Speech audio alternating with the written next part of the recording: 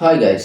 ඔන්නදා සුපුරුදු පරිදි අපි ප්‍රෝග්‍රෑම් එකේ හමු වෙනවා. ඇත්තටම මොකද්ද මේ ජනාධිපති මීඩියාවේ ඉන්නේ මොකුද කියලා ඇත්තටම අපිට අහන්න වෙනවා. මොකද ඒකට හේතුව තමයි දැන් මේ ඉරාජ්ගේ පේජ් එකෙත් අපිට කියන්න පුළුවන් කිසිම ප්‍රශ්නයක් නැහැ.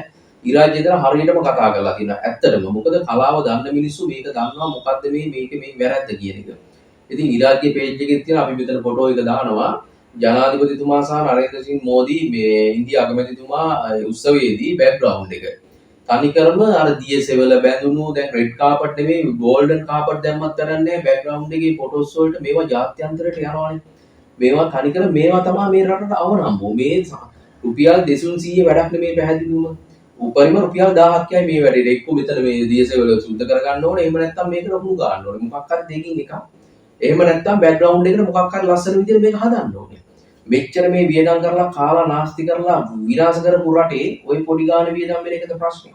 ඉතින් එතකොට ඇත්තට මේක ජනාධිපතිට කෑ ගහලා වැඩක් නැහැ. මෙතන මේක මේ උත්සවයේ මෙතන ප්ලෑන් කරනවා නම් මේකේ ඕගනයිසේෂන් කොච්චර ඕගනයිසින් කමිටි කොච්චර ඉන්නවද මුන් අර බඩමැද්දෙන් පටිය දාගෙන මෙහෙම කරගෙන බ්ලේසර් දාගෙන ඇවිල්ලා ඉන්නේ බලාගෙන මෙලවරහක් නැහැ. ඇත්තට මෙලවරහක් තියනවා නම් ඒ විදිහට ওই වගේ ගොන් වැඩ කරන්නේ නැහැ නේ.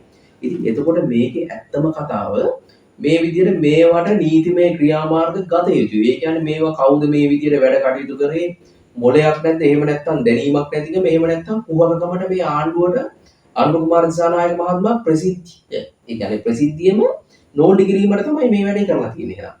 ඒකයි දෙකෙන් එකයිනේ. එක්ක දැනුම නැහැ එක්ක මේක හිතලා කරපු දෙයක්. ඉතින් මේ සම්බන්ධයෙන් ඇත්තටම මේවා සොයා බලා කටයුතු කර යුතුයි. දැන් මේ විදිහට උත්සවයක් තියෙනවා. ඒ උත්සවයේ මම ඒක ඉස්සෙල්ලා කිව්වේ ඕගනයිසින් කමිටි ඉන්නවා නම් අර බඩමැද්දෙන් බැඳගෙන එන්නේ මුන් ඇවිල්ලා මොනවද කරලා තියෙන්නේ මීට කලින්.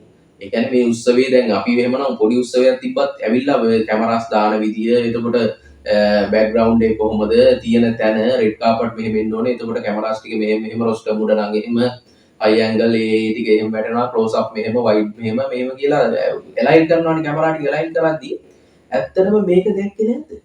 මේ මීඩියාස් කියලා මොකද ඉන්නේ මේකේ?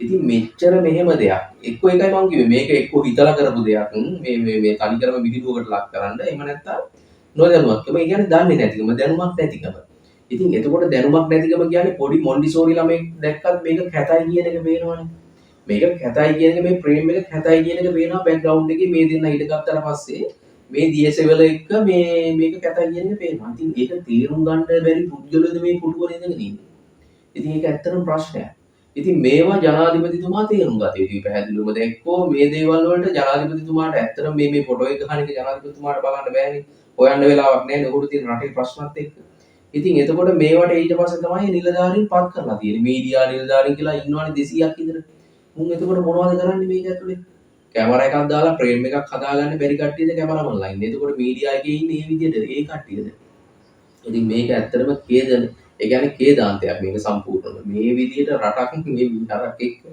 කොහොමද ඉස්සරහට යන්නේ කියන එක ඇත්තටම ප්‍රශ්නයක් දැන් අර ඉරාජයේ වේග දාලා තියෙන එක හරියටම හරි ඉතින් කලාව දන්න මිනිස්සු ඇන්ගල් එකක් ඔය හැම එකක්ම විෂුවල් බියුටි එකක් දන්න මිනිස්සු දන්නවා මේක දැන් පිට රටක ගිහිල්ලා දැන් ඉන්දියන් ෆ්‍රේම්ස් කොහොමද ඉන්දියන් කැමරාස් වල අනුර කුමාර දිසානායක ගියාට පස්සේ ඒ ෆ්‍රේම්ස් ටික කොහොමද ඉතින් එතකොට දැන් ලංකාවේ ටික කොහොමද ඕක තමයි ඇත්තටම මේක ඛේදනීය තත්ත්වයක් එක්ක මේවට දන්න මිනිස්සු ගන්න ඕනේ එහෙම පැහැදිලිවම මේක හිතාමතා කරපු දෙයක් විදිහට තමයි අපිට පේන්නේ.